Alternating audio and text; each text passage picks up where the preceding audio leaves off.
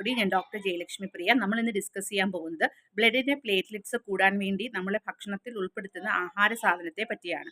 മെയിനായിട്ട് vitamin A rich food, vitamin B rich food, അതുപോലെ തന്നെ iron and folic acid content കൂടുതലുള്ള food items നമ്മൾ കഴിക്കണം. മെയിനായിട്ടും വൈറ്റമിൻ ഡി റിച്ച് ആയിട്ടുള്ള മുട്ട, പാല്, മത്തങ്ങ, ബീട്രൂട്ട്, മഞ്ഞൾപ്പൊടി ചേർത്ത് പാല് കുടിക്കുന്നതും ഒക്കെ വളരെ ഉത്തമമാണ്. അതുപോലെ തന്നെ സിട്രസ് ഫ്രൂട്ട് കണ്ടൻസും നമുക്ക് കഴിക്കാം. മറ്റൊന്ന് കഴിക്കാൻ പറ്റുന്നതെന്ന് വെച്ചാൽ ഡെങ്കിപ്പനി ബാധിച്ച് കിടക്കുന്നവർക്ക് നമ്മൾ കിവി ഫ്രൂട്ട്സ് കൊടുക്കാറുണ്ട്. അതുപോലെ തന്നെ നമ്മൾ പപ്പായയുടെ ഇലയിലെ അത് തളിരര അത് അരച്ച് ഒരു 10 ml കൂടുതൽ കൂടാൻ പാടില്ല. 10 ml കൂടുതലാണെങ്കിൽ പപ്പായ പൊതുവെ ഭയങ്കര ഉഷ്ണവീര്യമുള്ളതാണ്. അപ്പോൾ വാ പൊട്ടാനൊക്കെ സാധ്യതയുണ്ട്. അപ്പോൾ 10 ml കൂടാൻ പാടില്ല.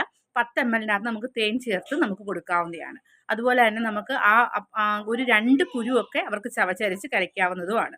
അതുപോലെ തന്നെ ഇളനീരിൻ്റെ അകത്ത് ഞെരിഞ്ഞിലിൻ്റെ പൊടി, ഞെരിഞ്ഞിൽ നമുക്കെല്ലാം അങ്ങാടിക്കടകളിൽ നിന്ന് കിട്ടും. ആ ഞെരിഞ്ഞിൽ പൊടി ഒരു 1/4 ടീസ്പൂൺ ചേർത്ത് 2 തവണ കുടിക്കാവുന്നതാണ്. ഇങ്ങനെയൊക്കെ കഴിച്ചാൽ ബ്ലഡ് പ്ലേറ്റ്ലെറ്റ്സിൻ്റെ കൗണ്ട് ഇൻക്രീസ് ചെയ്യുന്നതാണ്. Thank you.